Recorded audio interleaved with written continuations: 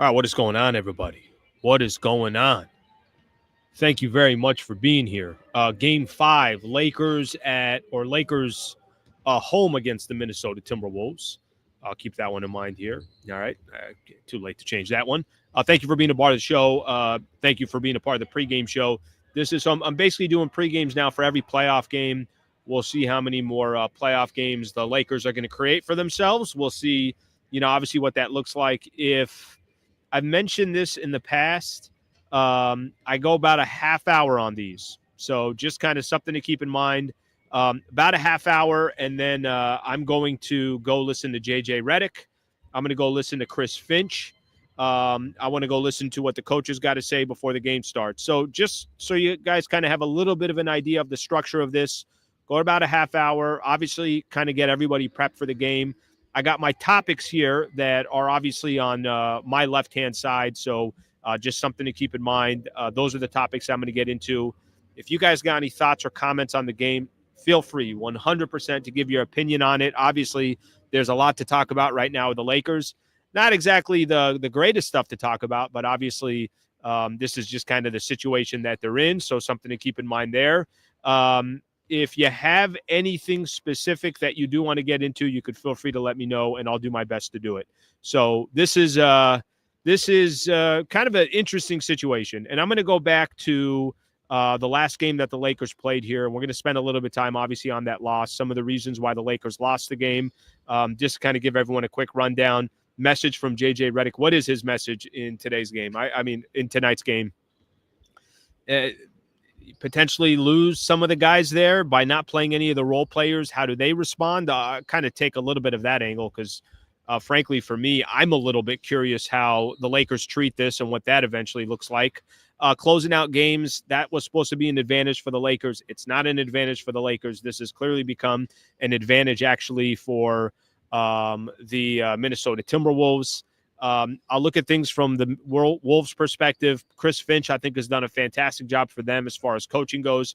Key players in tonight's game, and then our prediction. So gives everyone just a quick idea what we got going on for the show. Could be, excuse me, could potentially be the final game of the series. Could be the final game of the Lakers season. That's kind of what's at stake tonight. I mean, not kind of. I mean, just kind of the reality of the Lakers situation. But it's more just kind of it's a surprise and a shock that the Lakers find themselves here, but this is where they are. And they got no one to blame but themselves. I think we all kind of understand that. And we understand how that has come to light for the Lakers. So let's get the show started here. I want to first just kind of go back a little bit to Game 4. The position that the Lakers put themselves in Game 4. There's a lot that sticks out from Game 4.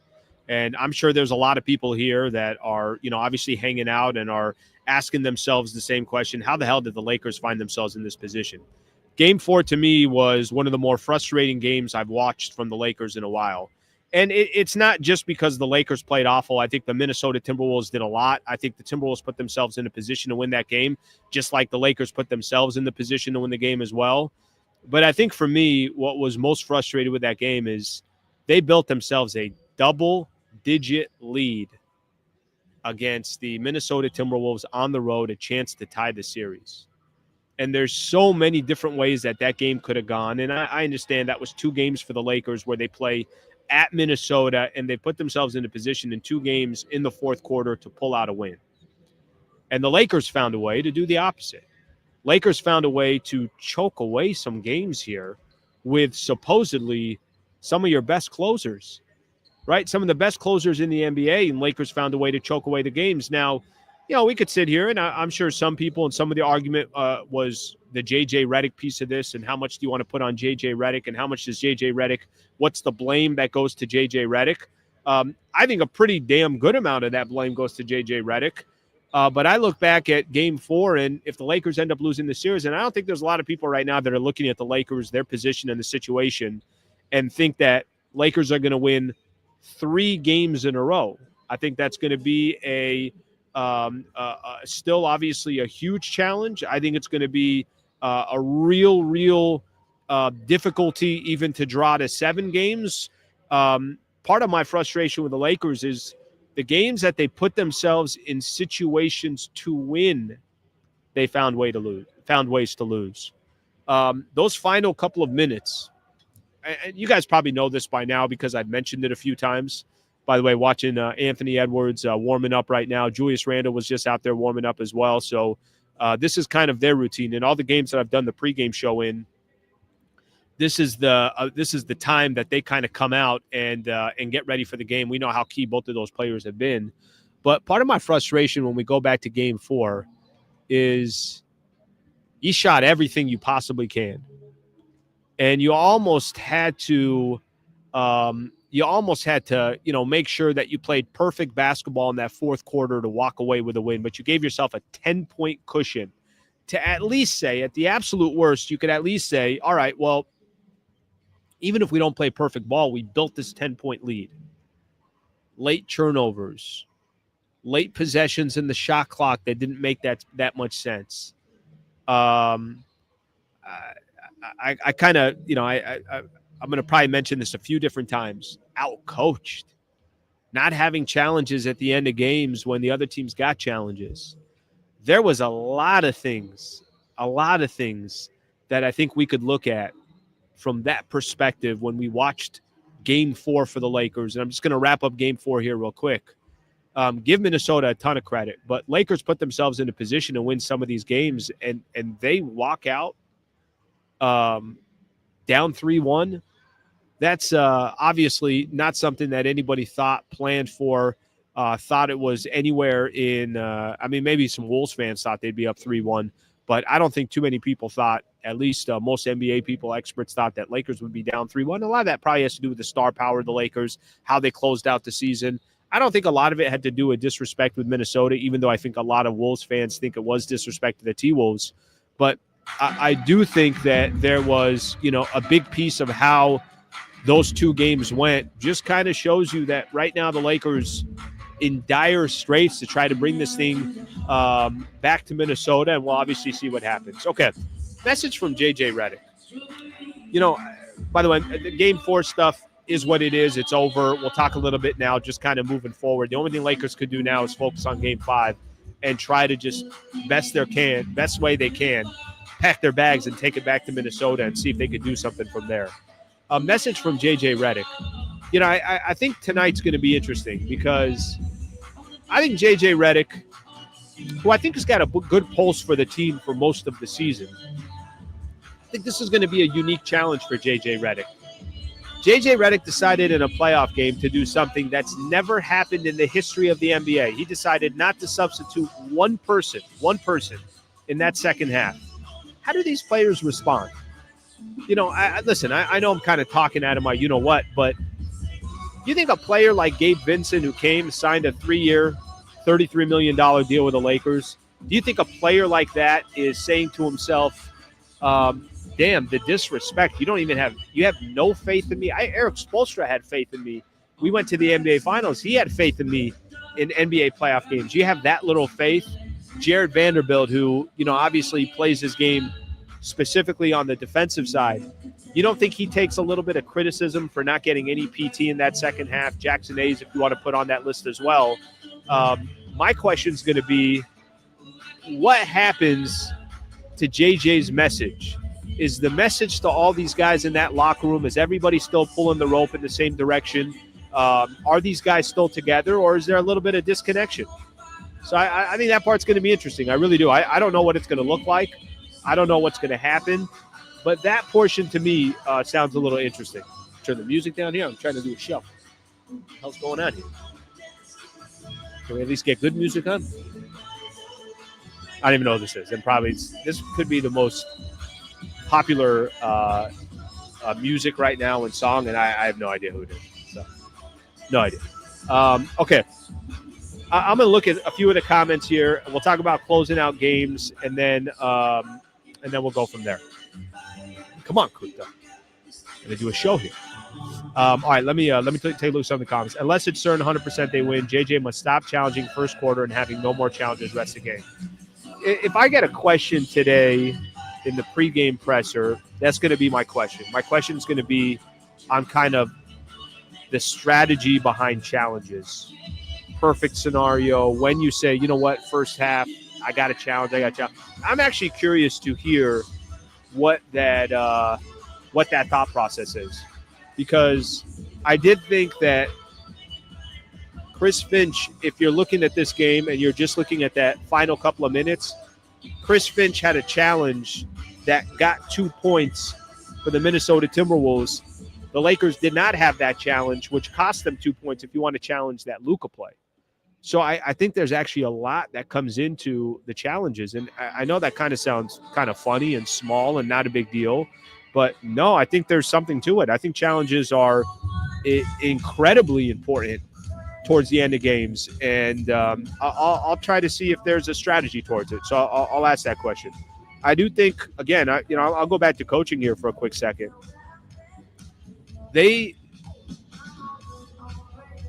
How do I put this? I think that there are definitely times now you're looking at J.J. Redick and you could see part of the inexperience. No question about it.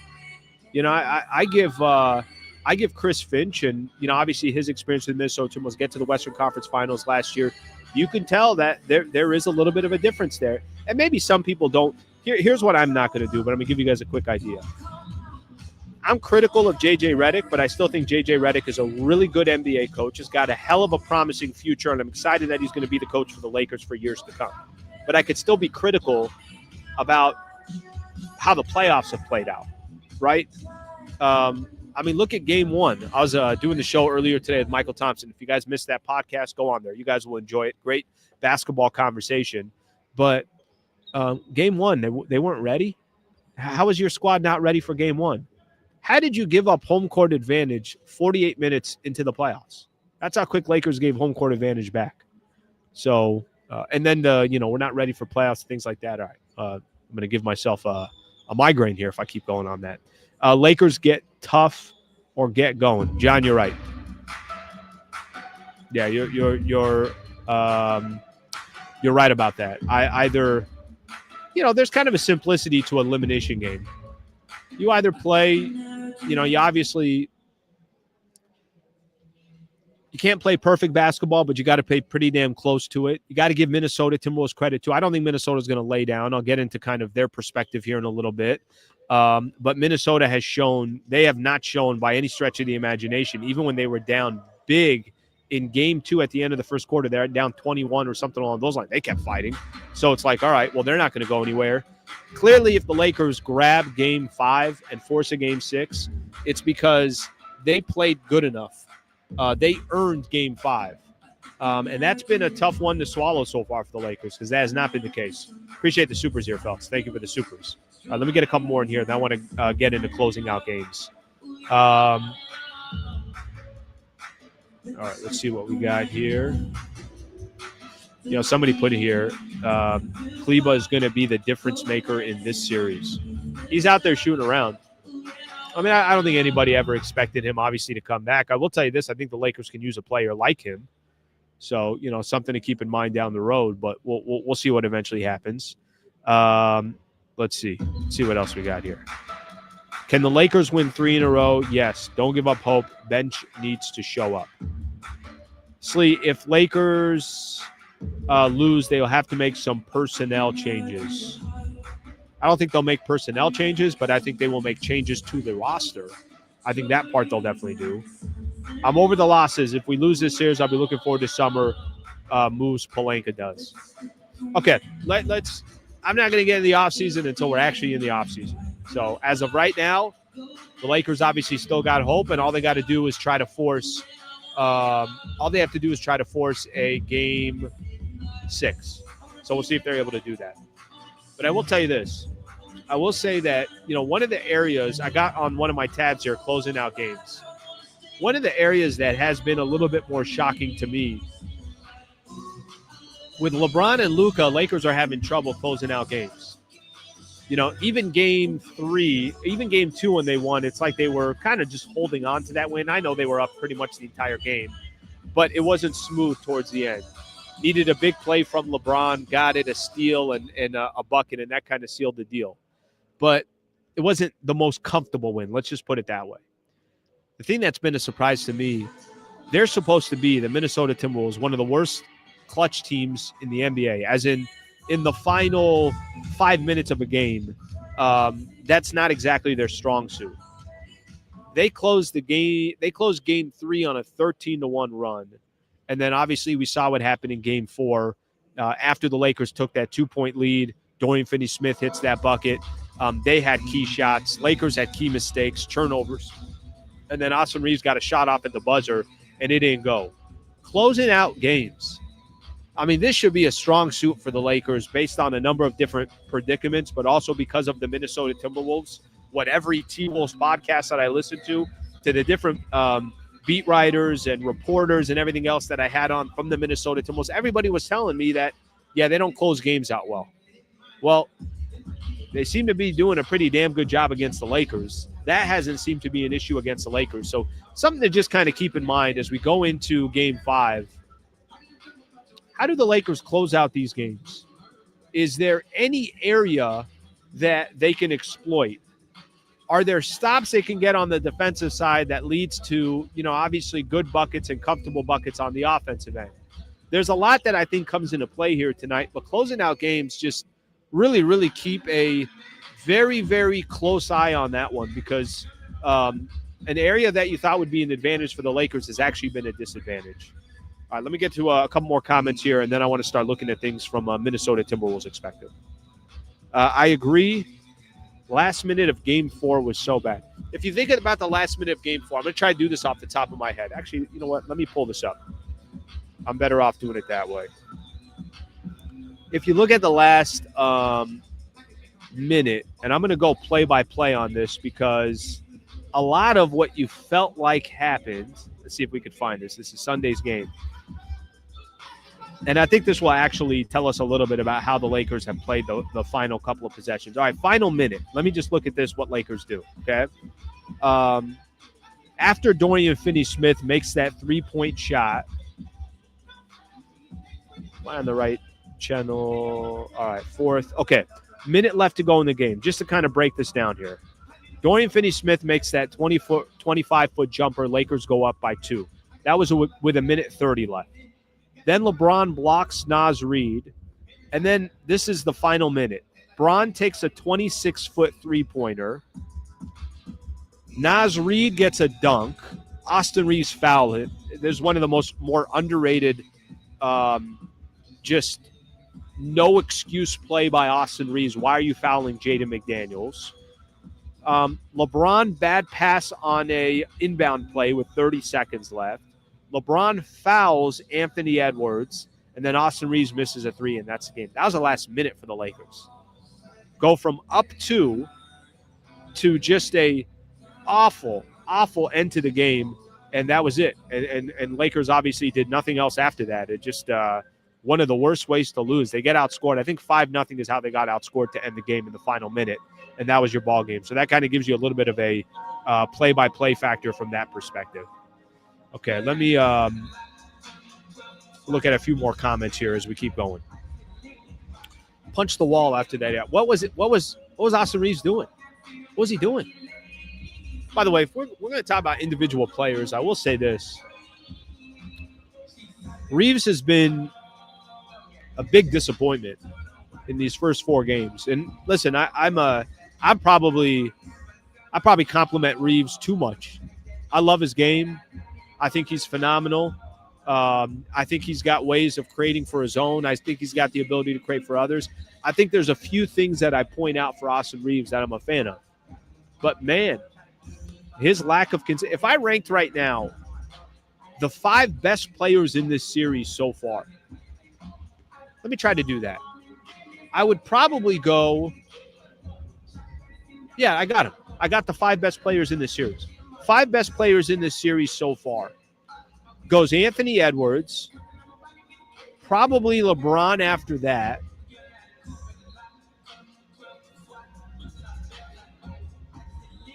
Actually, I don't know. Luka or Julius Randle. Randle's been pretty good in every game. He's playing defense on the other side. My point is that put them 3-4 any way you want them. And then 5 is Jaden McDaniels. That's the top 5 players in this series so far. Austin Reeves is not on that list. And that's just kind of the reality. I would put Ant, LeBron, Luka Randle, however you want to put it. And that's a compliment to Julius Randle because I think Randle's been phenomenal for them. And then I would put Jaden McDaniels. It's kind of interesting to put it that way. Somebody here's got Naz Reid. I think Jaden McDaniels has been better. I think Jaden McDaniels has been incredible for them in this series. And, I just point that out because Austin Reeves is not on that list. Austin Reeves has to be on your top 5 list here. He has to. Because I think where the Lakers obviously hurt themselves is depth. The deeper you go, the more the Minnesota Timberwolves come in. You could put Naz Reid there before Austin Reeves. So where's Austin Reeves in this series? 7th best? Something along those lines?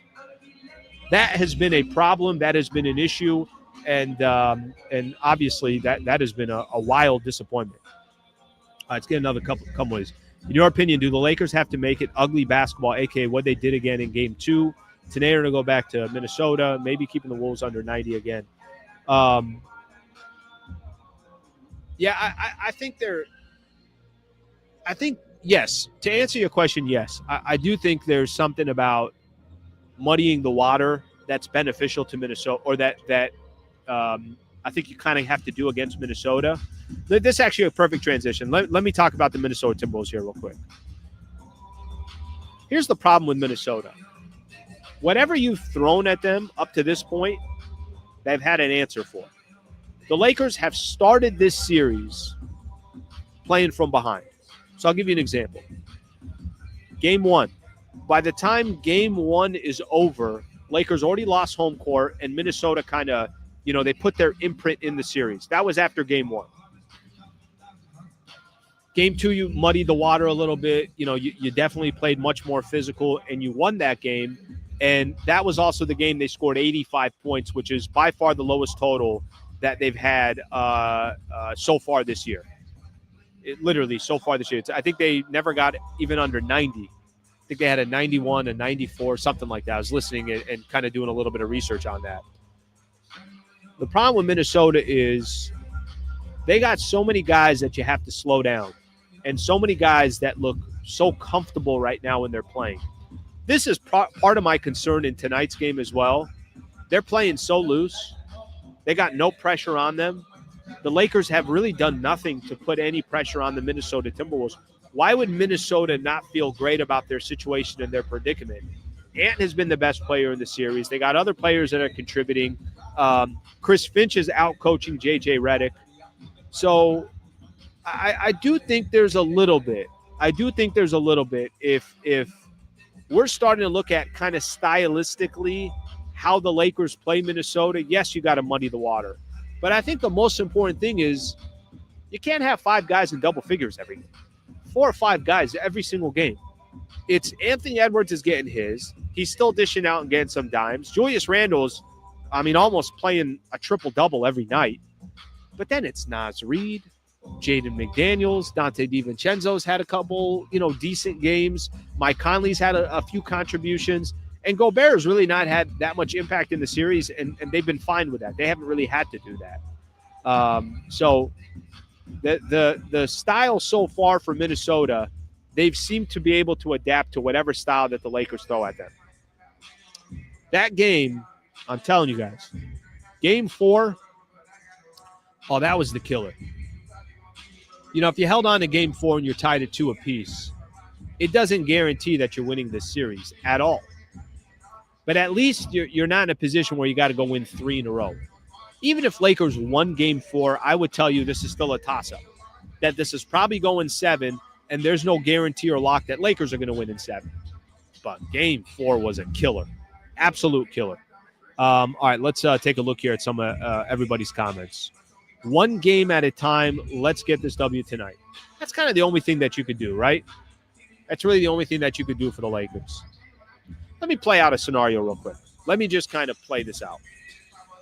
Let's say hypothetically, by the way, outside of LeBron and Luka, give me a couple players that got to perform tonight. Put them in the chat now, and then I'll read them off because I got key players here. I got a couple guys in mind that I think are going to be key for the Lakers. But kind of going back to what I just said, all you're trying to do tonight is just take this thing back to Minnesota. If you could just take it back to Minnesota, nothing else. Literally, you're not trying to accomplish anything else. Just take it back to Minnesota. All right, listen, there's a little pressure on Minnesota to go win Game 6 at home. Sure there is. I don't want to come back to L.A. for a Game 7.